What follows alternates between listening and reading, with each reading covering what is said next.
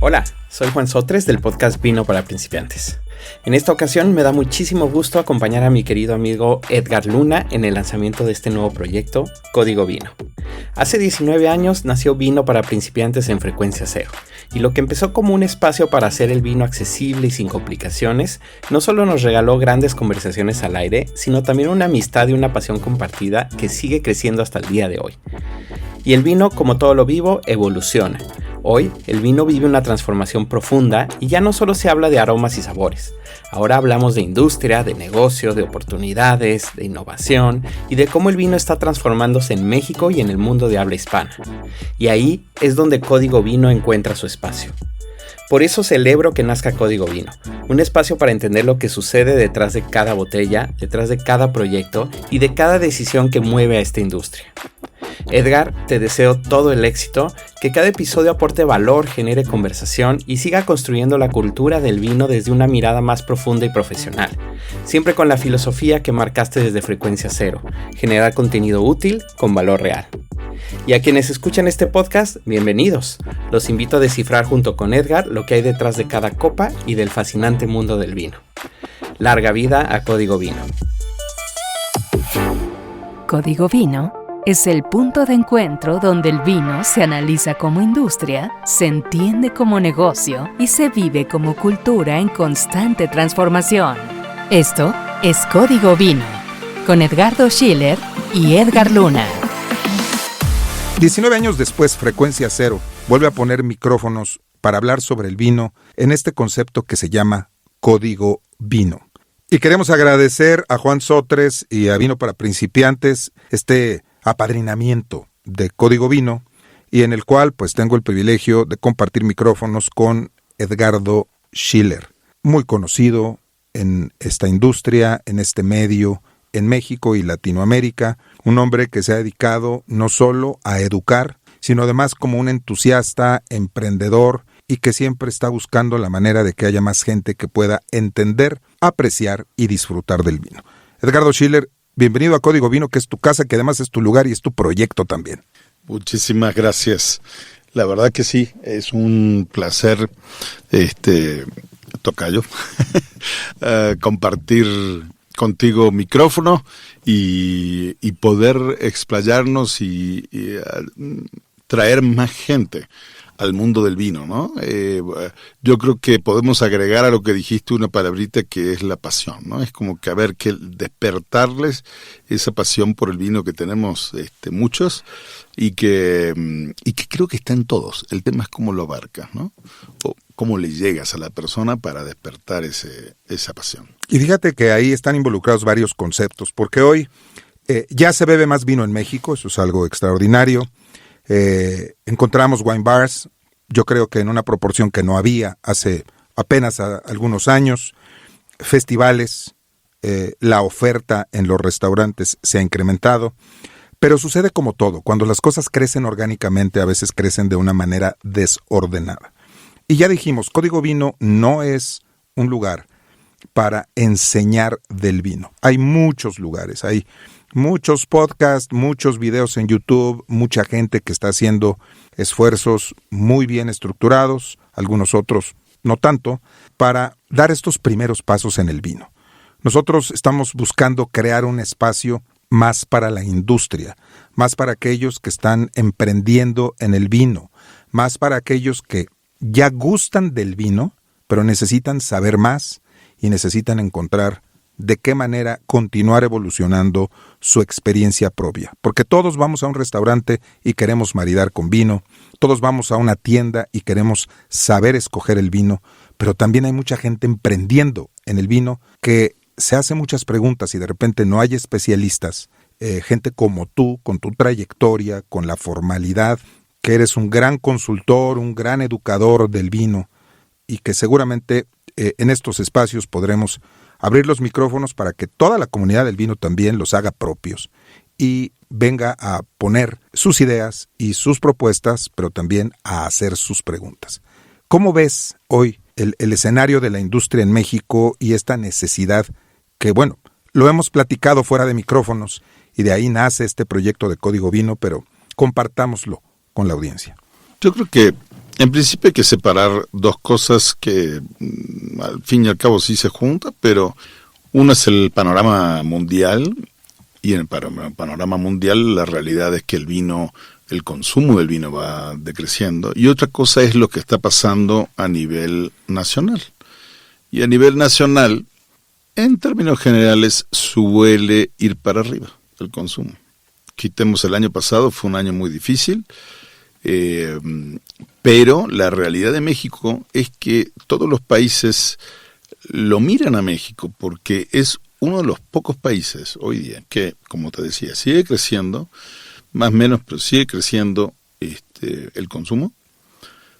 La gente que toma el rango de edad es realmente privilegiado en el mundo del vino porque empiezan a tomar jóvenes, 25 años para arriba, cosa que no pasa en el viejo mundo. El viejo mundo, justamente, los jóvenes de esa edad, cerveza o ginebra.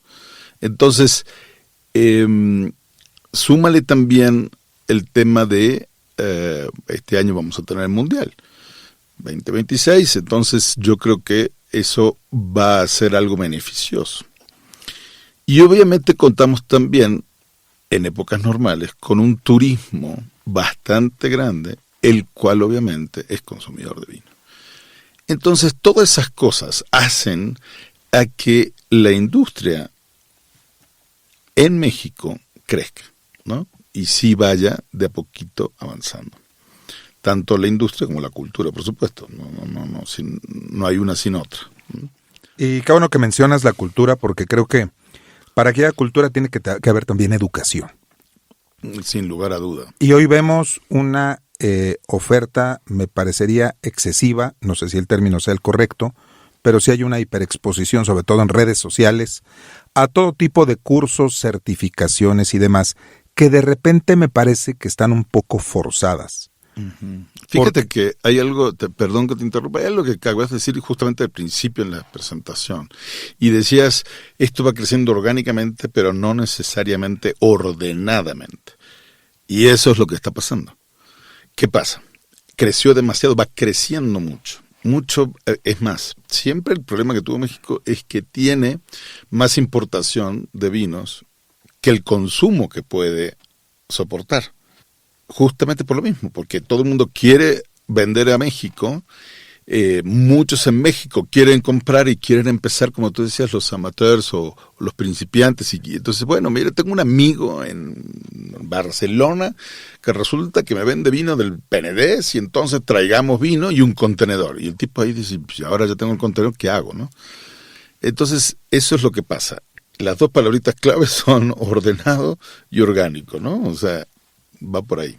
Claro, y dentro de esta intención de hacer emprendimientos en la industria del vino en México, aprovechando, porque sí es un momento, me parece importante, crucial, uh-huh. Y más, lo acabas de mencionar, porque tenemos Mundial este año, se abren unas oportunidades en la industria restaurantera, en la industria de la hospitalidad y en la industria de las experiencias. Uh-huh. Es un gran momento para el vino, pero tendríamos que tener mucho cuidado en no desordenarnos y que no suceda que a exceso de oferta empiece a malbaratarse el negocio del vino en México, lo cual es un riesgo que también puede ocurrir.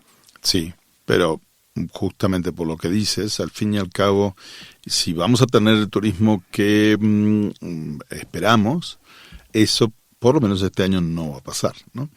Sí es cierto lo que dices, estamos teniendo una sobreoferta en lo que es capacitación, certificaciones y demás, pero creo justamente, fíjate que ahora se han aliado 4 escuelas, ¿no? Pero Domecq, que es la que da certificaciones de WSET, que es una certificación inglesa, la cual muchas empresas en el medio quieren que su gente esté capacitada y esté certificada en esa modalidad. Tenemos a la escuela de Ricardo Espíndola, que se alió con ellos. Tenemos otra más, justo creo que es Ambrosía también, y hay una más que no me acuerdo quién es. La cuestión es que, ¿cuál es el punto? El punto es que ellos se aliaron porque al fin y al cabo es saber, ¿no? No sigamos compitiendo entre nosotros porque nos estamos matando. Entonces, juntémonos, unámonos para poder seguir avanzando. Me das un pie a una pregunta obligada. Tú ves como argentino, pero argentino ya mexicano. Sí. Muchos años aquí, sí. Conoces perfectamente el país, la industria en México, etcétera, y yo creo que tus amigos mexicanos se cuentan igual o por más número que los argentinos, que son tus compatriotas. ¿Ves unida a la industria del vino en México, al menos desde mi perspectiva, con varios años ya, con cierta instrucción, con todas estas ganas de formar parte de la industria también? Yo no lo veo. Ay, no, parecemos artistas, parecemos como divas, ¿no? Y por lo tanto nos celamos unos de otros. Entonces, no, lejos de estar unida a la industria, claro que no. Pero eso le hace daño a la industria. Sí, sin lugar a dudas, sin lugar a dudas. Deben haber aprendido los argentinos, ¿no? Somos individualistas. Y acá lo que se necesita justamente es trabajar en equipo. Creo que, bueno, justamente, fíjate, ¿no? Para contradecir lo que acabo de decir, la alianza entre estas 4 escuelas o 5 empresas, pues al fin y al cabo es algo bueno, y eso es lo que tiene que ser la industria, ¿no? Claro, puede ser un ejemplo y puede ser esperanzador el resultado, y lo vamos a ir midiendo con base en la experiencia. Por ahí le pedí a algunas de las personas que hemos tenido educación formal, inclusive con tu tutoría en alguno de los institutos donde impartes clases, que nos regalaran algunos comentarios para otro episodio, donde hablaremos específicamente de la educación del vino en México a diferentes niveles, pero creo que eso es una buena mención ahora para hacer atractivo que nos continúen escuchando, que no solo lleguen al final de este episodio, sino que estén pendientes de cada semana las publicaciones, porque creo que muchos que están en condición de estudiantes en algún diplomado, en alguna formación o en alguna certificación del vino, les va a resultar un episodio muy interesante, y le vamos a dar voz a personas que están o estuvieron muy recientemente en esa posición de participar en alguna de estas formaciones. Regresando al ejemplo, ¿qué pasa? Porque también tenemos que hablar de la producción del vino en México, y ese es un temota extraordinario porque, claro, se enfrentan muchos retos. Hablamos ya de la importación, hablamos un poquito de la distribución, hemos hablado de la educación, pero desde tu punto de vista, ¿dónde están los retos y las oportunidades en la producción del vino en México? A ver, yo siempre digo lo mismo y vale aclarar también el tema, ¿no? Muchas veces la gente dice, ay, no, el vino mexicano es caro porque por los impuestos, y no es cierto. La realidad es que no es cierto. No sé si querés que lo abarquemos en otro momento, pero el punto es que no es así. Lo que tenemos que tener en cuenta es que México produce como, imagínate, bajo el concepto de boutique, o sea, pequeño, ¿no? Uh-huh. Mientras que obviamente otros países, por la cantidad de hectáreas que tiene para producir uva, pues es mucho más grande, ¿no? Nosotros, la cantidad que tenemos de uva destinada, son más o menos 10.000 hectáreas destinadas a la elaboración de vino, no el total, que son como 35.000, algo así, de hectáreas, pero que ahí incluye todo: uva de mesa, uva pasa, jugo y demás, ¿no? O sea, pero la de vino es 1/3 de eso. Uh-huh. Y al fin y al cabo es muy poquito. Argentina tiene unas 200.000 hectáreas. Chile 140.000. Pero con un enfoque a la exportación absoluto, al bajo Bordeaux precio. Solo tiene 140.000, o sea, date una idea, es una bestialidad. Entonces, España, los 3 primeros, los 3 reyes, ¿no? Italia, Francia y España, oscilan 1 millón. Algunos van para arriba, otros van para abajo, o los 3 van para abajo, pero bueno, al fin y al cabo, en un promedio, porque de acuerdo al año, de acuerdo a la situación, suben o bajan, pero ese es más o menos el promedio, para idea general. Entonces, o sea, son números totalmente diferentes. Por ende, México hay que verlo como boutique. Esa es la realidad. Por eso es caro, ¿no? Entonces, y claro, tenemos la suerte de que al fin y al cabo se vende todo. Sí, pero con oportunidades, cuando hablábamos un poquito del tema de unirse, de buscar mejorar legislación, condiciones, si bien no es la razón los impuestos, tampoco es que sean bajos ni que haya ninguna iniciativa gubernamental para impulsar la producción de vino en México, como lo ocurre en otros países. Entonces, como gremio, sí habría tareas por llevar a cabo en conjunto, con objeto de buscar beneficios fiscales, impulsos gubernamentales, sí, claro, desde el punto de vista sin lugar a dudas. Del agro, como una industria que podría traer no solo divisas y recursos, sino que además se vincula con otras que ya dijimos, ¿no? Las experiencias enológicas, la hospitalidad, los viajes, los restaurantes, y creo que México ha perdido hasta el momento una gran oportunidad versus otros países de Latinoamérica, ya dijimos el caso Chile, el caso Argentina, porque no podemos negar la calidad del vino mexicano. Así es, hay cosas muy buenas, hay cosas muy malas. Y sí, como en también, todas partes, ¿no? Como en todas partes, claro está. Pero sí es cierto que tenemos que seguir informando y en realidad culturizando a la gente, ¿no? A ver, así sabe un vino malo, así sabe un vino bueno, porque hay cosas que las venden como buenas cuando son malas. Deja el gusto, no tiene que ver con un tema de gusto. Venden cosas malas por buenas, y eso sí que está mal. Entonces, y eso pasa por una falta de cultura. Después de todo, nosotros decimos, consumimos 1.2 litros per cápita. Claro, eso es el total de vino vendido, dividido la cantidad de gente que somos. Pero al fin y al cabo, los que toman es el 10% de la población. Y de ese 10%, el 10% es el que realmente consume caro, ¿no? El otro 10% consume bastante, y estamos hablando de que consumen como un país hoy día normal. Podría ser una España que está consumiendo 20 y tantos, Argentina que va sobre 29, 26, depende, ya bajó de 30, bajamos a 26 litros, y etcétera, ¿no? Entonces sí, los que consumen en México consumen eso. Muy bien. Y yo creo que hemos planteado algunos de los ángulos en los que Código Vino va a convertirse en los focos temáticos.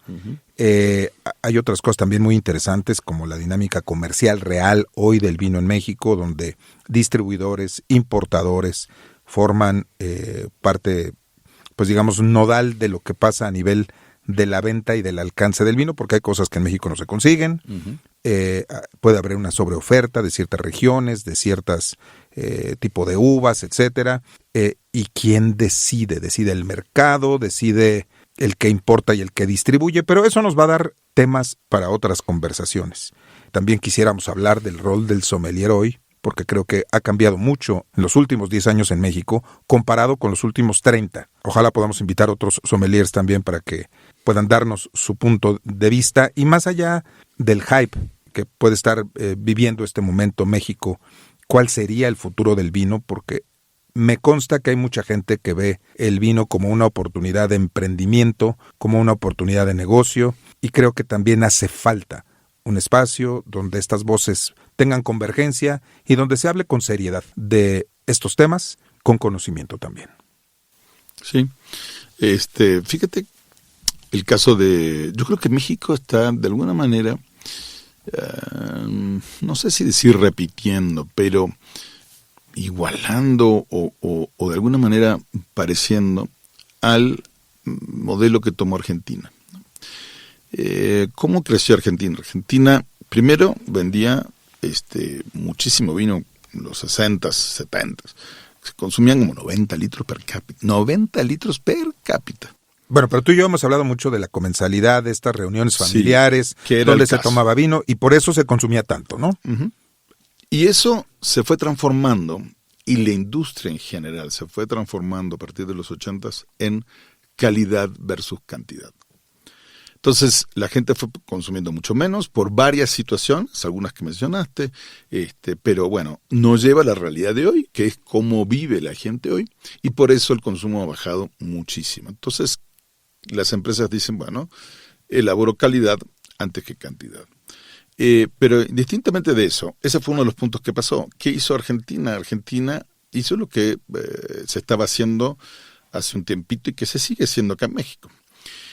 Le pido a bodegas, yo que quiero empezar, le pido a bodegas que me hagan uno de sus vinos y le pongan mi etiqueta. Entonces, claro, tú dices, a ver, no me cierra que haya como 1000 etiquetas en México, pero cuando hay, no sé, 15 enólogos, ¿no? Por decirlo así, en todo México. Bueno, al fin y al cabo, no está mal eso. Uno lo ve como, ay, pero al fin y al cabo eso está mal. No, no está mal, está bien, porque ese es el primer paso. Si tu vino tiene éxito, tu etiqueta tiene éxito, pues entonces vendo, tengo capital, ahora sí, armo mi vinícola. Entonces armo mi vinícola y con eso puedo ya empezar a ponerme más serio, a elaborar otras etiquetas y así voy creciendo en el mercado. Empiezo a plantar, compro hectáreas, ese es un poco el punto. Porque claro, previamente puedo hacer mi vino, tengo mi vinícola, pero le compro uva a los viñateros de la zona. Entonces, ese es el paso que, como dices tú, orgánico al fin y al cabo. Es una de las maneras, ¿no? Claro, el que tiene capital para hacer todo junto, pues qué bueno, ¿no? Pero vamos a convenir que no es la mayoría. Luego, la otra manera que se está dando es verlo o abordarlo desde un punto de vista inmobiliario. Un negocio inmobiliario, donde seguramente has visto, ya sea en Baja California o mismo en Guanajuato. En Guanajuato hay ¿no? mucho de eso. Ahí exactamente, San Miguel, donde te venden propiedad y tienes tú una vinícola central, la cual tú cuando compras tienes derecho a X cantidad, una parcela, lo que sea. De vino y tu casa, ¿no? Entonces, estilo toscano ahí en... Exactamente. Bueno, eso mismo padeció. Así fue como se formó la Patagonia en Argentina. No me digas. La Patagonia vinícola, por decirlo, sí, ¿no? Sí, no, sí. no la Patagonia como tal, sino el vino, pese a que había dos vinícolas en ese momento, pero creció así. O sea, el negocio y que puso a Patagonia en el mapa, pues fue esa manera de comercializar el vino. Al fin y al cabo hicieron una bodega, vendieron hectáreas y así empezaron. Luego obviamente vieron que daba, pues entonces mucha más gente se metió en el tema. Y así es, ¿no? Donde mismo allá, en Argentina, en Chile, en México mismo, México está descubriendo zonas. Argentina, Chile las está buscando por una cuestión climática. Pero en el caso de México es por un tema de, bueno, a ver, creo que acá puede dar, ¿no? Y gracias, y hoy yo creo que muy poca gente sabe que hoy tenemos, si no estoy mal, 14 estados productores de vino. Exactamente, ¿no? Sí, porque la mayoría tenemos en mente, por supuesto, a Baja California, a Coahuila. Querétaro. Querétaro con todas sus salvedades, porque bueno, eso es casi vinificación heroica ahí con las lluvias y hay que estarle jugando a mucha cosa, pero sucede. Pero Querétaro es un gran referente para muchísima gente. Entonces, Querétaro. ¿Te gusta o no? Guanajuato, San Luis Potosí, Aguascalientes. Guanajuato hace 10 años, ¿no? Y como digo yo, que es lo que pasó también como en Argentina. Por eso es como que tú comparas con diferentes países y vas a ver que hay muchas cosas en común. Es muy cierto acá entre nosotros que no voy a mencionar exactamente quién, pero es cierto que estados, allá se llaman provincias, pues le vendían uva a otras provincias porque no daban la cantidad que necesitaban para producir. Uh-huh. Y acá, pues pasa lo mismo, ¿no? Al principio, Zacatecas y Aguascalientes eran productores de uva, no elaboradores. Y resulta que se dieron cuenta y dicen, oye, a ver, pues si la calidad es muy buena, al fin y al cabo, ¿por qué no producir? Y eso es lo que está haciendo ahora México. ¿Qué pasó en Argentina con otros dos estados? Entonces, eso también se vale, está bien, ¿por qué no? Y bueno, más allá de profundizar en el caso México, yo creo que hemos dejado claro para nuestra audiencia que habrá temas de fondo relacionados con el vino, pero al final también abrimos... Pero sí de mercado, ¿no? Al fin y al cabo, claro, pues, el tema de vino sin alcohol, ¿qué está pasando? ¿Para dónde va? vinos naturales, ¿no? Orgánicos, etc. Todo ese tema es bastante interesante. Y lo trataremos con la seriedad con la que todos los que se pongan en estos micrófonos y con nuestros invitados. Adelantamos que para el próximo programa tendremos la voz de Felipe como presidente de la denominación de origen Toro, donde hay una charla que tiene que ver con esto que acabas de decir, de los vinos sin alcohol y la tendencia, y qué pasa cuando la tierra te da una graduación alcohólica ahora mayor que la que daba en el pasado, cómo se enfrenta a esto desde el punto de vista de buscar mercado, tantas cosas que hay que hablar, pero qué bueno que quede la plática abierta para que hagamos de este un espacio de todos. Por supuesto estará en todas las plataformas, en Spotify, en Apple, en Amazon, en iHeartRadio y en otras tantas, para ponerla a disposición de todos los que nos quieran escuchar, en México, en Latinoamérica, en Hispanoamérica y donde sea. Si el vino forma parte de tu presente profesional, de tus proyectos futuros, o simplemente quieres ser un entusiasta bien informado, descífralo con nosotros cada semana en Código Vino. Esta es una producción de Frecuencia Cero Media Lab. Todos los derechos reservados. México 2026.